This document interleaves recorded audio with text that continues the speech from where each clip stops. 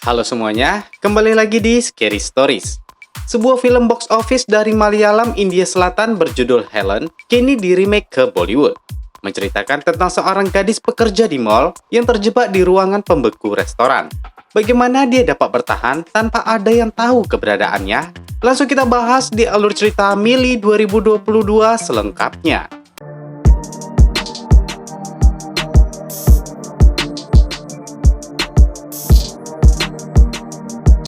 Di awal cerita, kita diperkenalkan dengan Mili, seorang gadis lulusan sekolah keperawatan berusia 24 tahun yang tinggal dengan ayahnya saja. Di sela waktu, Mili melatih bahasa Inggrisnya agar nantinya dapat bekerja di Kanada. Ayahnya Niranjan selalu menjahili putri kesayangannya itu. Mendengar ayahnya batuk, Mili langsung tahu kalau ayahnya merokok di kamar mandi. Mili sangat cerewet dalam hal kesehatan ayahnya. Itu dilakukannya karena dia sangat sayang dengan orang tua tunggalnya tersebut. Setelah itu, Mili menuju rumah pamannya Mohan yang tak jauh dari rumahnya. Mili datang untuk memberikan suntikan ke neneknya. Saat itu si nenek bilang kalau ayah Mili tak suka kalau Mili bekerja di Kanada nantinya. Namun Mili hanya ingin mengejar cita-citanya di sana dan membantu ekonomi ayahnya. Saat mengantarkan Mili ke tempat les, Mili pun cerita alasan dia bekerja paruh waktu. Semua itu dilakukan agar dia dapat membantu ekonomi mereka. Itu pula tujuannya untuk bekerja di Kanada nanti. Saat berada di pom bensin, ada pesan WhatsApp yang masuk ke HP Mili. Ayahnya tanya itu dari siapa. Mili bilang itu dari Samira temannya. Mereka pun lanjut menuju tempat les bahasa Inggris yang diikuti Mili. Setelah pulang les, Mili pun lanjut menuju tempat kerja paruh waktunya. Setelah turun dari bajai, seperti biasanya supir bajai satu ini suka menggodanya. Mili mengabaikannya dan langsung menuju ke Pacific Mall. Saat itu satpam mall berpapasan dengannya. Dengan senyumannya, Mili pun langsung masuk ke dalam. Mili bekerja di sebuah restoran dalam Pacific Mall bernama Don's Kitchen. Mili yang telat masuk sembunyi-sembunyi agar tak kena marah manajernya. Dia pun langsung memakai seragam kerjanya. Saat itu manajernya Sudir sedang menjelaskan makanannya dengan orang asing yang berbahasa Inggris. Namun dia tak begitu mahir. Begitu juga dengan Ladu rekan Mili. Mili pun akhirnya menyambut tamu itu dengan bahasa Inggrisnya. Pelanggan itu senang dengan bahasa Inggris Mili yang cukup baik. Di sela jam kerja, lagi-lagi ada panggilan dari Samira. Mili mereject panggilan itu. Saat itu ada panggilan telepon di restoran mereka. Terdengar seorang pria meminta maaf ke Mili. Mili pun menutup teleponnya. Haslin tahu itu dari pacar Mili. Mili marah karena pacarnya itu mengabaikan interview pekerjaannya dan memilih bermain kriket. Pacarnya berbohong dengan bilang interviewnya gagal. Haslin malah menyalahkan Mili yang jatuh cinta saat pria itu menjadi pasien perkelahian di rumah sakit tempat Mili bertugas. Ternyata alasan Mili jatuh cinta dengannya karena saat disuntik, pria itu menjerit memanggil ibu. Menurut Mili, pria seperti itu adalah pria yang baik. Malamnya, Mili pergi menonton film dengan ayahnya. Tanpa diketahui Mili, ternyata pacarnya itu ada di sebelahnya. Ini Samir yang dikontak Mili dibuat sebagai Samira. Samir lagi-lagi meminta maaf atas kesalahannya. Mili masih saja marah. Dia menyuruh Samir pergi sebelum ayahnya tahu.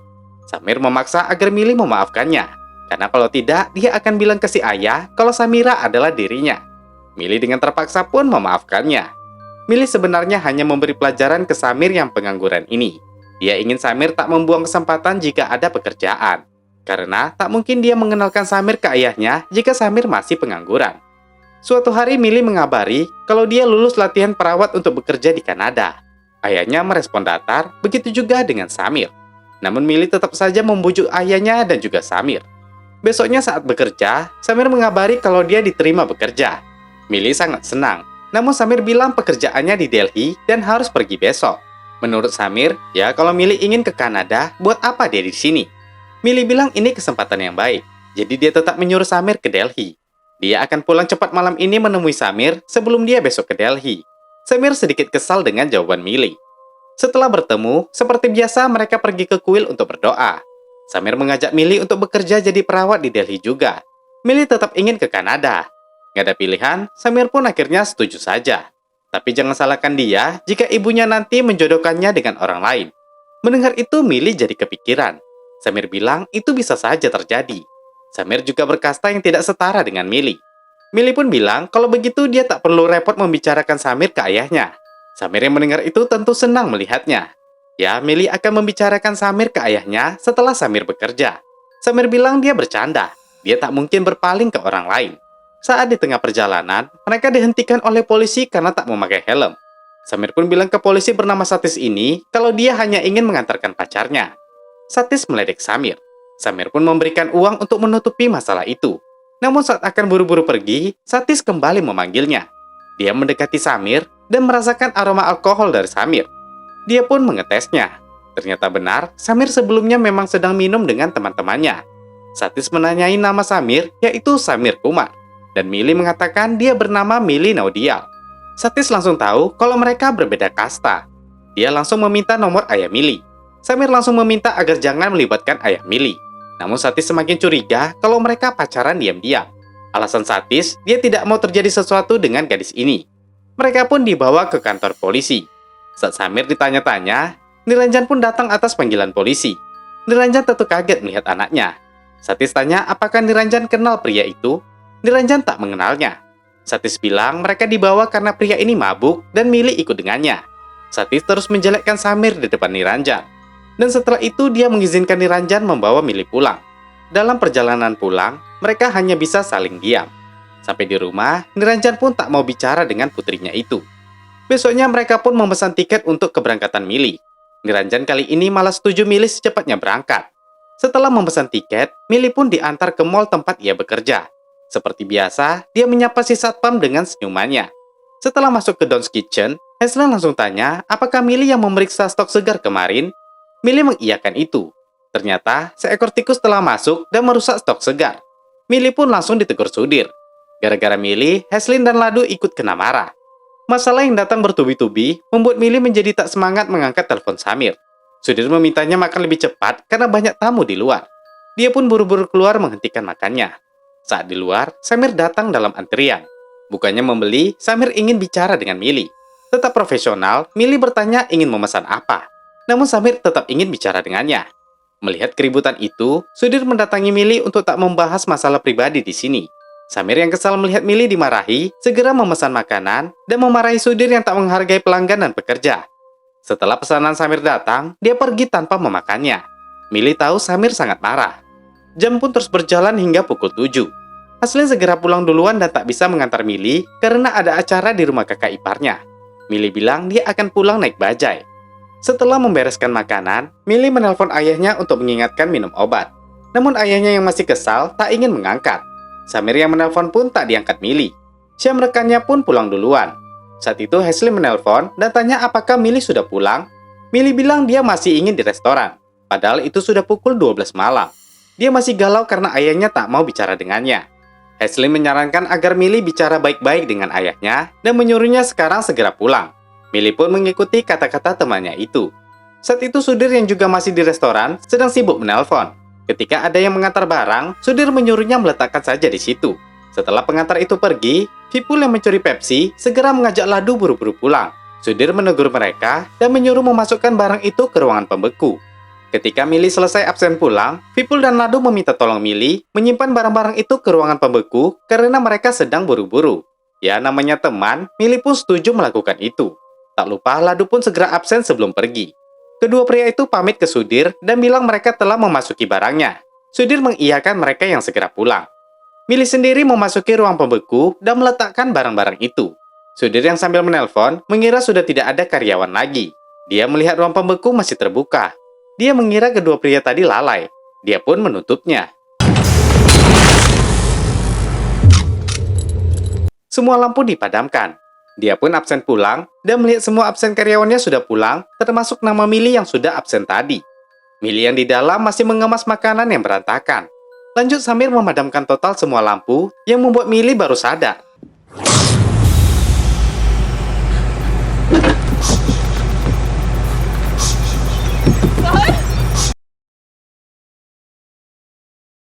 Sudir pun sudah turun dari lift. Mili buru-buru mencari ponselnya, namun dia ingat ponselnya tertinggal di pantry. Saat Sudir keluar, satpam masih saja menjaga. Mili sangat kebingungan, karena ruangan itu pastinya sangat dingin. Di rumah, Niranjan menunggu Mili di luar.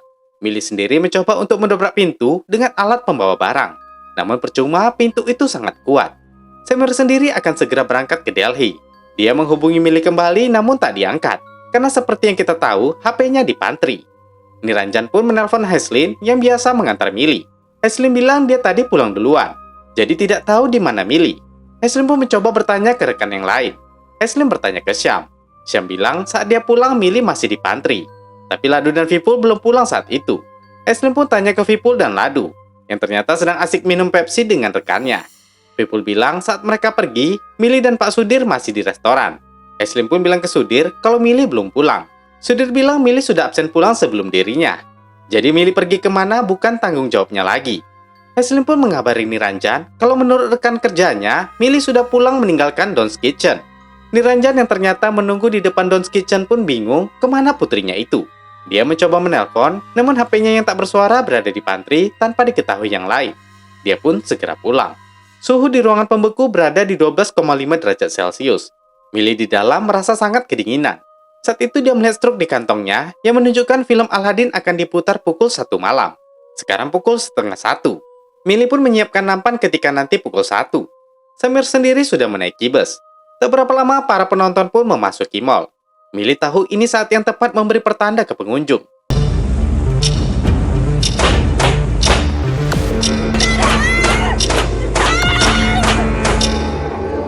Sayangnya ruangan pembeku berada di dalam area terlarang yang berada di dalam Don's Kitchen yang tertutup. Jaraknya terlalu jauh untuk didengar para pengunjung. Namun seorang anak yang bermain di pintu Don's Kitchen ini merasa mendengar pukulan Millie. Dia pun bilang ke ayahnya ada orang di dalam. Tapi sayangnya Millie yang patah semangat menghentikan tindakannya. Dan itu membuat ayah si anak tak mendengar apapun. Mereka pun segera pergi menonton. Millie sangat kedinginan. Terlihat pori-pori di wajahnya mulai memerah dan dia pun mimisan. Tak berapa lama, bus Samir pun berhenti di depan Pacific Mall. Samir mencoba menghubungi Millie lagi, namun tetap tidak diangkat. Baterai HP-nya pun sudah rendah. Dia pun menonaktifkan HP-nya. Dan bus itu pun lanjut berjalan.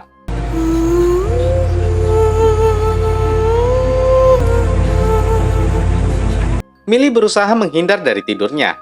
Tangannya mulai terasa kaku. Suhu menunjukkan 16,1 derajat Celcius. Millie melepaskan barang-barangnya, mengikat tangan dan kakinya dengan kain agar mengurangi kedinginan.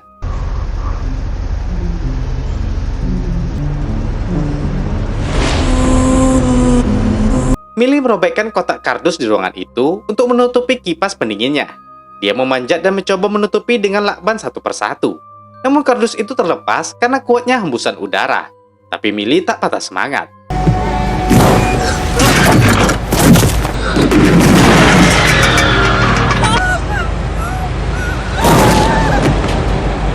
Tak ada kabar, Niranjan bersama Mohan melaporkan hilangnya Millie ke kantor polisi. Lagi-lagi mereka ditangani oleh Satis. Niranjan bilang, terakhir kali Millie menelponnya jam 8 malam untuk mengingatkan minum obat. Biasanya Millie pulang paling lama pukul 12 malam, karena biasanya shiftnya berakhir jam segitu di Don's Kitchen Pacific Mall. Satis menyuruh Niranjan bertanya ke pacarnya. Niranjan bilang Millie tak mungkin bersamanya setelah masalah kemarin. Tapi Satis sangat yakin Millie bersama Samir. Dia pun memberikan alamat Samir ke mereka. Dan mereka pun segera pergi. Niranjan yakin Millie tak mungkin lari bersama pria itu. Mohan bilang tak ada salahnya mencari tahu. Mungkin mereka bisa mendapat informasi dari Samir. Kembali ke Millie. Dia membuka ikatan dari kakinya yang terjepit tadi. Dia merasa sangat kesakitan. Niranjan dan Mohan ke rumah Samir dan mengatakan HP Samir tidak aktif. Mereka ada perlu dengannya. Ibunya bilang Samir sedang menuju ke Delhi dengan bus untuk bekerja. Niranjan jadi curiga kalau Millie ikut dengannya. Niranjan mencoba menelpon Millie lagi. Dan ya begitulah, tak ada yang mengangkat. Dia merasa sangat sedih dengan apa yang terjadi. Mereka pun pergi pulang. Millie mencoba memperbaiki tulang kakinya yang bergeser. Sebagai perawat dia sudah pernah menangani hal seperti ini. Dan kali ini dia mencoba pada dirinya sendiri.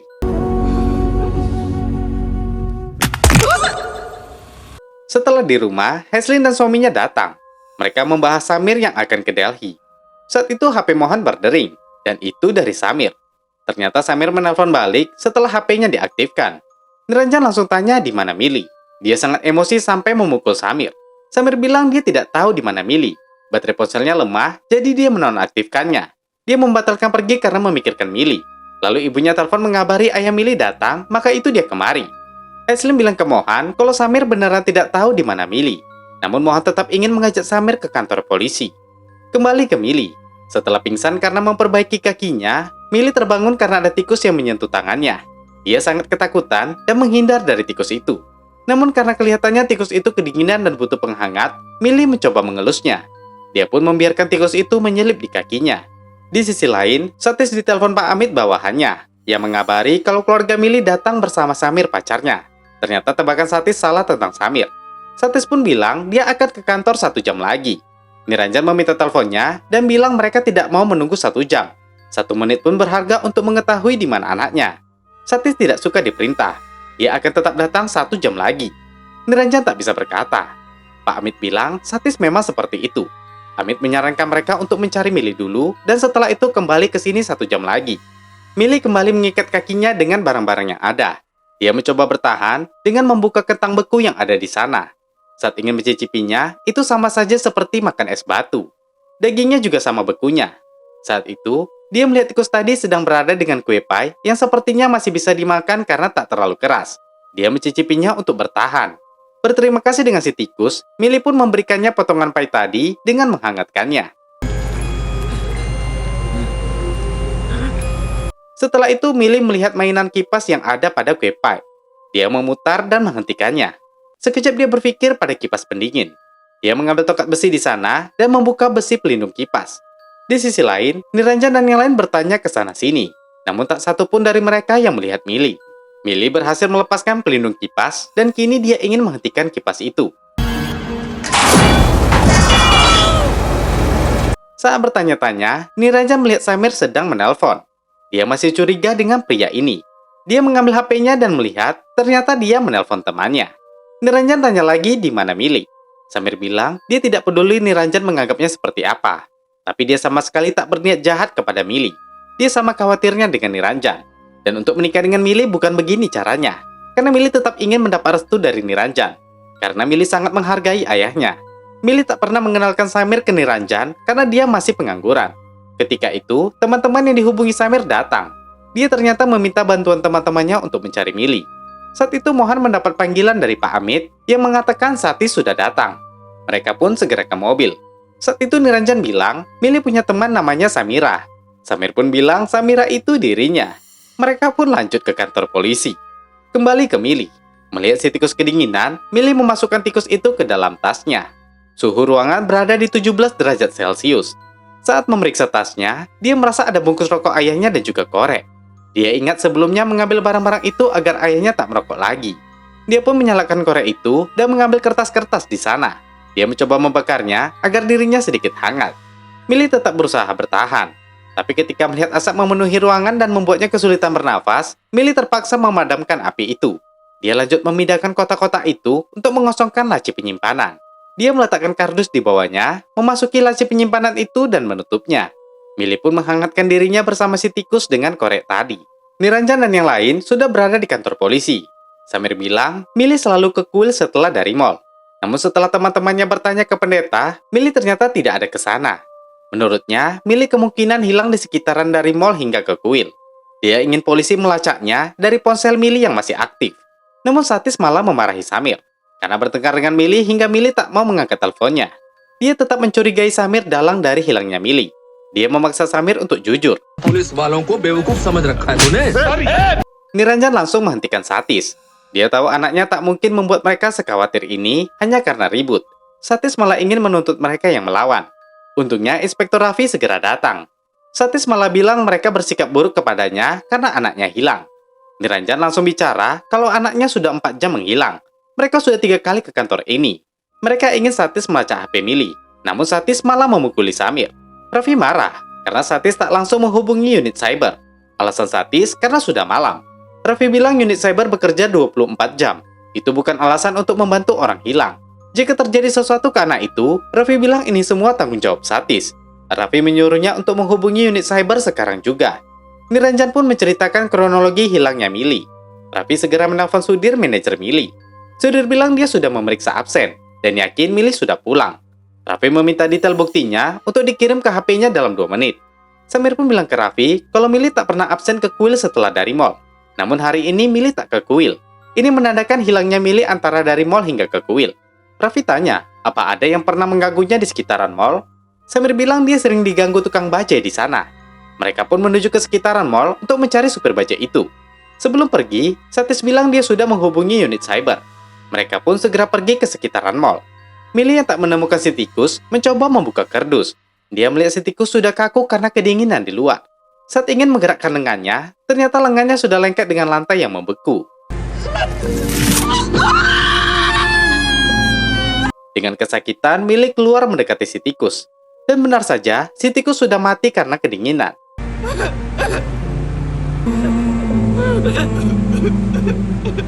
Di mobil, Samir mengingat rincian yang terjadi. Inspektur Raffi sudah mendapat detail absen pulang para karyawan, termasuk nama Millie. Tapi ada yang aneh. Millie absen duluan sebelum Ladu. Padahal Ladu bilang saat mereka pulang, Millie masih di sana. Merasa tak beres, dia pun keluar dari mobil. Samir meminta teman-temannya untuk mengantarkan Niranjan menjumpai supir bajai, sedangkan dirinya mencari Vipul dan Ladu. Dia bertanya ke Haslin alamat Vipul dan Ladu. Unit Cyber terus melacak HP Millie, sedangkan Niranjan terus menghubungi anaknya itu.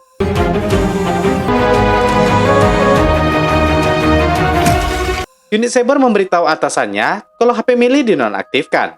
Mereka sudah tahu posisi HP itu berada. Millie sendiri berusaha menghentikan kipas dengan melempar bahan makanan. Namun untuk menghentikannya bukanlah hal yang mudah.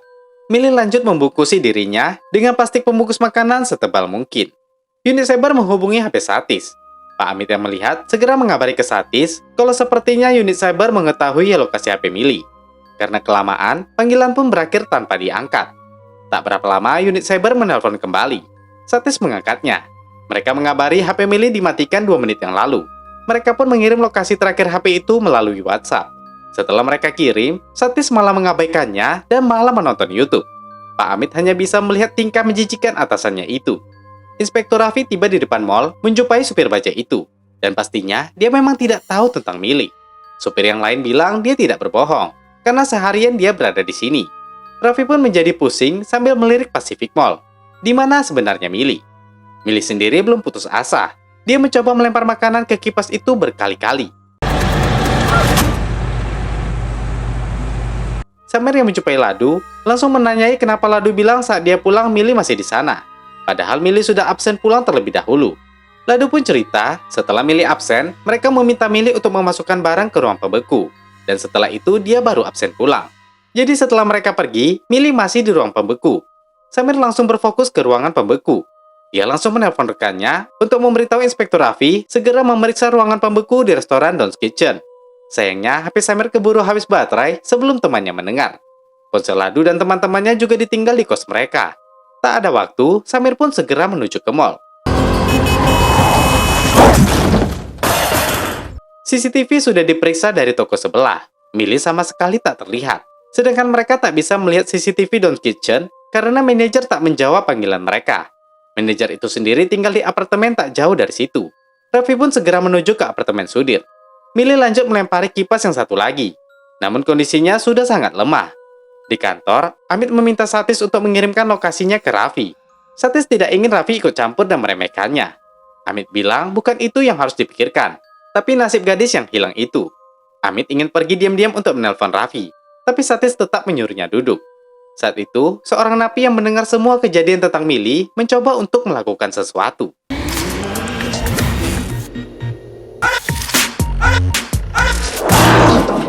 अरे किसके पिछवाड़े में आग लग गई? Satis terpaksa membuka pintu untuk melihat kondisi napi yang dipukuli.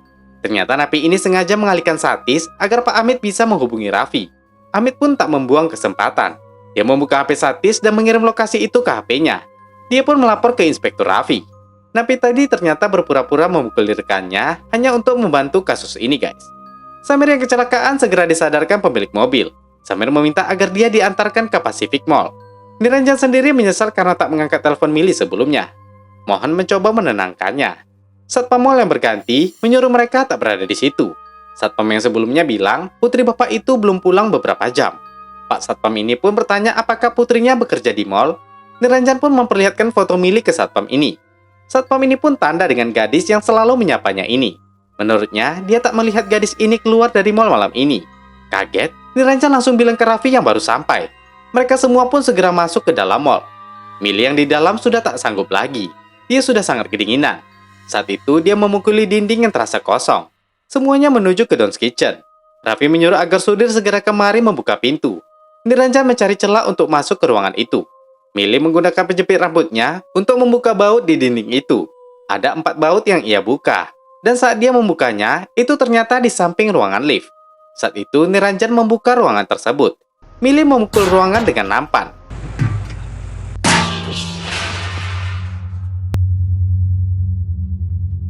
Millie sudah semakin tak sanggup.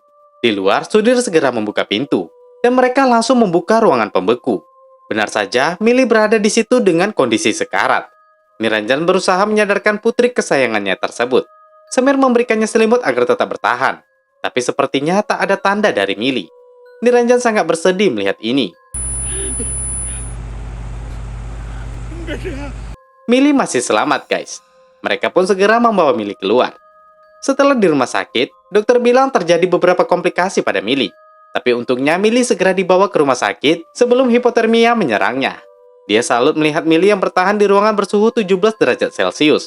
Dan Millie dapat bertahan selama 5 jam di situ dengan pakaian biasa. Entah cara apa yang dilakukannya hingga bisa bertahan. Baginya Millie adalah gadis yang kuat. Inspektur Raffi memarahi Sudhir karena tak memasang alarm keselamatan di ruangan pembeku. Sudhir pun berjanji akan memasangnya setelah diancam izinnya akan dicabut. Saat itu Satis menelpon Raffi untuk memberitahu kabar dari unit cyber. Dia memberitahu lokasi HP Millie. Raffi langsung memarahinya yang telat memberi kabar. Orang seperti Satis tak pantas menjadi polisi. Pak Amit pun senang melihat Satis bakal dipecat. Dia juga berterima kasih kepada Napi yang membantunya. Millie sendiri akhirnya sadar. Niranjan dan Samir mendatanginya. Millie langsung tanya apa ayahnya sudah minum obat dan kenapa Samir tak jadi ke Delhi. Samir dan Niranjan bilang mereka ada di sini karena tak ingin jauh dari Millie. Millie meminta Niranjan untuk menganggap Samir sebagai keluarganya. Niranjan bilang kita akan menyesuaikan diri. Millie pun bilang dia pikir tak akan bisa melihat ayahnya lagi. Niranjan menyuruhnya berpikir, karena gaji di sini tak sebesar di Kanada. Millie hanya bisa tersenyum, karena sepertinya dia akan tetap bersama mereka. Saat Niranjan keluar, Satpam Mall datang mengunjungi Millie. Niranjan bilang Millie sudah sadar. Niranjan tanya, kenapa Satpam ini bisa yakin Millie belum keluar dari mall? Satpam ini bilang, selama 35 tahun dia menjadi Satpam, ribuan orang telah datang dan pulang dari mall. Tak ada yang fokus dan bicara kepada dirinya. Berbeda dengan anak itu yang selalu tersenyum kepada dirinya setiap hari, baik masuk dan keluar dari mall. Hal itu yang membuatnya sangat tanda dengannya, dan menyadari tak mendapat senyumannya malam itu. Sebelum pulang, Satpam itu bertanya, siapa nama anak itu? Niranjan pun menjawab dengan bangga kalau putri terbaiknya itu bernama Millie. Cerita pun berakhir bahagia di sini, guys. Nah, itu tadi alur cerita Millie selengkapnya. Sebuah remake dari India Selatan yang menceritakan tentang cara bertahan seorang gadis kuat di sebuah ruangan pembeku yang nyaris membunuhnya. Berikutnya masih banyak cerita menyeramkan yang akan kita bahas. Jadi tetap di Scary Stories ya. Oke, terakhir saya Jiwa. Terima kasih sudah menonton dan sampai jumpa di video berikutnya.